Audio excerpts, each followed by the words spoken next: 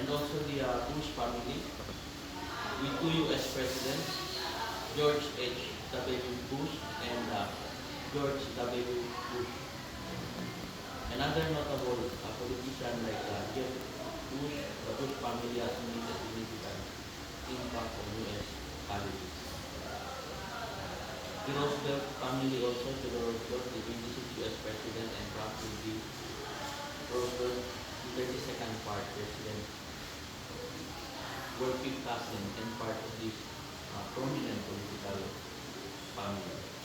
The Clinton family also, Bill Clinton, the 42nd U.S. President, and Hillary Clinton, the U.S. Senator and Secretary of State, and also example of this political dynasty. These families, among others, have shared U.S. politics and policy, with many members holding public office or influencing politics through various means.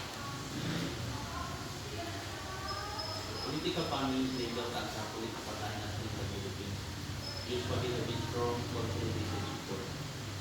They is concentrated around the province in which they are dominant. Members of such dynasties usually do not limit their involvement in activity and may participate in business or public activities. Baka influence din nun ng Americans yung political dynasty sa atin. Yes, sir.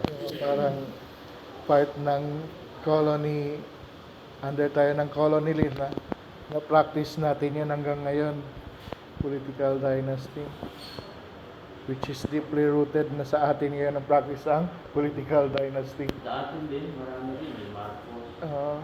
Yan, sa atin na yan, every provinces, parang one family name lang ang nag-control. Kaya mo sa Norte sir, sa Sol, sa Simpson, Marcos, Romualdez, Duterte. Diyan sa Paranaque sir, yan, sina Alvarez, sa Metro Manila. And every mga congressman, di na sila nagpasa ng law against political dynasty kasi sila mismo ang affected. Kaya wala na siya, parang sinasabi na lang nila yung parang right of people to choose kung parang sinong ma-elect mag-serve sa kanila. Yun ang ginagamit nila. Oo. Sa Constitution, meron man yan ganyan, parang against political dynasty. Pero kailangan ng implementing law, yung magsabi talaga na bawal na siya. Pero wala mang pinapasa na bill sa Congress.